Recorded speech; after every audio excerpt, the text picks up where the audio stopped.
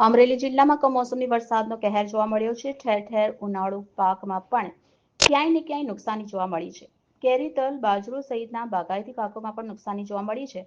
ત્યારે ચલાલા, ધારી, ખાંભા, સાવરકુંડલા સહિત વિસ્તારની આજુબાજુમાં રહીને માટીકામ કરતા પ્રજાપતિ સમાજની પણ વેદના જોવા જેવી છે। જોઈએ સંપૂર્ણ અહેવાલ આ ખાસ રિપોર્ટમાં। અમરેલી જિલ્લા ખાંભાધારી, ચલાલા, સાવરકુંડલા સહિતના વિસ્તારમાં છેલ્લા 5 દિવસથી કમોસમી વરસાદના કહેરના કારણે માટીકામ કરતા ઈંટ ઉત્પાદકોને ભારે પ્રમાણમાં નુકસાની ભોગવવાનો વારો આવ્યો છે। ત્યારે ફરી હવામાન વિભાગની આગાહી મુજબ હજી પણ વરસાદની સંભાવનાઓ છે। કમોસમી વરસાદના કારણે માટીકામ કરીને પોતાનું ગુજરાન ચલાવતા પ્રજાપતિ સમાજ ઉપર જાણે આકાશમાંથી વીજળી પડી હોય તેવા દ્રશ્યો જોવા મળ્યા છે। માટીકામ કરતા લોકો ઉપર તો મોટા પ્રમાણમાં નુકસાન થયું છે। ત્યારે ખેડૂતોને સર્વે કરી સહાય આપવામાં આવે તે જ રીતે માટીકામ કરીને પોતાનું ગુજરાન ચલાવતા પ્રજાપતિ સમાજ હવે સરકાર પાસે મીટ માંડી બેઠા છે કે અમને પણ થયેલ નુકસાનીનું સર્વે કરાવીને સહાય આપવામાં આવે તેવી માંગણી કરી રહ્યા છે। તમારું નામ, ગામ અને શું છે સમસ્યા હાલમાં વરસાદ પડવાના કારણે? અશોકભાઈ મોહનભાઈ જીકાદરા, ગામ ચલાળા, તાલુકો ધારી, જિલ્લો અમરેલી। અમારે અહીંયા 5-7 દિવસ ફૂલ વરસાદ વરે છે, ધંધા બંધ છે, આવકે બંધ છે અને ફૂલ નુકસાન છે। એટલે હવે અમારે આવતી પેઢીમાં અમારા છોકરા તો કાંઈ ધંધો નથી કરે, પણ અમે જ્યાં સુધી ધંધો કરીએ છીએ પણ અમને આમાં સફળતા મળતી નથી। તો તમારી રજૂઆત શું છે? પણ રજૂઆત આમાં એવું છે, અમને થોડીક સરકાર રાહત આપે, અમારે નુકસાન થયું છે ને એ પ્રમાણે સહાય આપે। ઓકે, હાલમાં આપણે ધારી, ખાંભા સહિત કુકાઓ વિસ્તારની અંદર માટીકામ કરતા કુંભારને હાલમાં ઈંટોનો જે ધંધો કરે છે તેવા વ્યક્તિઓના કમોસમી વરસાદ પડવાના કારણે તેઓની પણ ઈંટો થઈ ગઈ છે। જે રીતે સરકાર ખેડૂતોને સહાય આપે છે એ રીતે જો આ વ્યક્તિઓને મળે તો વધારે ફાયદો થાય અને ટકી રહે। હા, અને બીજું કે અત્યારે જે કુંભાર ઈંટુનું કામ કરી રહ્યા છે એમાંય ઈંટુનું તો કામ કરી રહ્યા છે, એક તો માટીની તકલીફ હોય, ઊંચા ભાવથી માટી લાવતા હોય, ઊંચા ભાવથી કોલસી લાવતા હોય, અને એમાં જેની પડતર પડતી હોય કે ભાઈ 5,500-6 હજારની પડતર પડી હોય, બરાબર, ઈંટુની 1,000 ઈંટની, એની સામે અત્યારે ઈંટુના ભાવ પણ 4,000-4,500 હોય।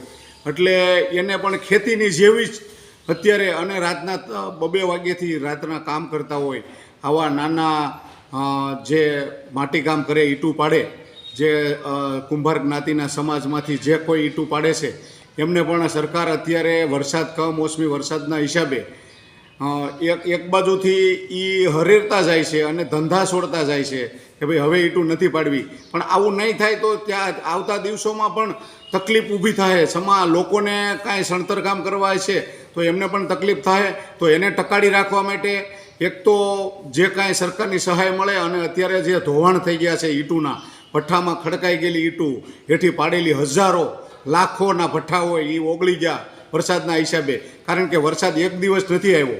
આ બધાએ વડિયા, કુકાવાવ, પછી ધારી, ચલાલા, અમરેલી, ખાંભા, બરાબર, આ બધા વિસ્તારમાં એટલો બધો વરસાદ, બગસરા, કે એમાં કોઈ ન પૂછો વાત। આજે આ 5-5 દિવસથી રોજ વરસાદ આવે તો આ લોકોનું માટીકામ જે કરેલું હતું એ માટી છે, ઈંટું પાડેલી હોય તરત ઓગળી જાય, બરાબર। એમને પણ સરકારને મારી વિનંતી છે કે સરકાર આ લોકોનું પણ તાત્કાલિક સર્વે કરે, અને સર્વે કરી અને એ લોકોને પણ વધુમાં વધુ વળતર મળે એવી મારી વિનંતી છે। તમારું નામ, ગામ અને હાલમાં વરસાદ પડવાના કારણે ઈંટોમાં નુકસાન થઈ છે, શું માંગ છે અને શું રજૂઆત છે? મારું નામ મનીષ મગનભાઈ જીકાદરા, ગામ મોટા ગોકરવાળા, સલાળા ધંધો કરું છું ભાડાના પડામાં, અને ઈંટુમાં નુકસાન અટાણે 15,000 ઈંટું ઓછામાં ઓછી ગળી ગઈ છે। 50,000નો ભઠ્ઠો હતો, 35,000નો થાય। કેવી નુકસાની છે? નુકસાની 15,000 ઈંટું ગળી એટલે માનો ને તમે 5,000નો ભાવ ગણો તો 15 ને 45,000 રૂપિયા તો એ ખાલી હોય જાય। કાચી મજૂરી 1,200 રૂપિયા આપવાની હોય 1000 ઈંટે। બીજું કે માટી વહી જાય, કાચી માટી વહી જાય, એ કાંઈ હાથમાં આવે નહીં। કોલસી વહી જાય, 4,000-4500 ટનની ભાવની આવે કોલસી, એ વહી જાય। અંદરની રાખ નાખવાની આવે, એ આવે 4500ની ટન, એ વહી જાય। જોકે નુકસાની એટલે પૂરેપૂરી નુકસાની ગણાય। 15,000 ઈંટું જાય એટલે અમારી 2 લાખ રૂપિયાની નુકસાની ગણાય। તો તમારી રજૂઆત શું છે? રજૂઆત તો બસ એ કે માનો કે આની પહેલાં જે તાવતે વાવાઝોડું થયું હતું તેમાં સર્વે કરી ગયા હતા ધારી તાલુકાના અંદાય, અને ત્યારે જે કાંઈ માંગ કરી હતી અમારા પ્રજાપતિ સમાજે એ કંઈ મળ્યું નહોતું. અને આજકાલ એ રજૂઆત કરી છે કે જે આ ધોવાણ થયું હોય અમારું, જેમ ખેડૂત ભાઈઓને મળે છે એમ અમને પણ મળવું જોઈએ, જરૂરી છે. દાદા નામ શું ને શું છે પરિસ્થિતિ? મારું નામ ગોરધનભાઈ ખોડાભાઈ દેવગણિયા, અને આપણે ચલાળામાં મારો ભઠ્ઠો છે, અને આજે લગભગ 40-50 વર્ષ અમે ધંધો કરવી છીએ, અને અમારે ચલાળામાં 400-500 ભઠ્ઠા છે, અને આ માનો 4-5 દિવસથી વરસાદ પડે છે એમાં અમારે લાખો રૂપિયાનું નુકસાન છે, અને અમને સરકાર કોઈ સહાય કરતી નથી. અને 5 દિવસથી વરસાદ પડે છે એમાં માનો પવનના ભઠ્ઠા ઢાંક્યા હતા, અને માનો કાચી ઈંટું હોય એ અમારે ઘણી ગળી ગઈ છે. એટલે અમે આ માંડ ધંધો કર્યો, વહેલા ઉઠી અમે બાઈઓને બધા મહેનત કરી, અને અમને કંઈ આવી રીતે સરકારની કાંઈ સહાય નથી. હવે શું કરવું? હવે અમે મુશ્કેલમાં મેકલાણા છે, એટલે આવી રીતનું શું છે સાહેબ. રિપોર્ટર નિકુંજ મહેતા, અસ્મિતા ન્યૂઝ, સાવરકુંડલા.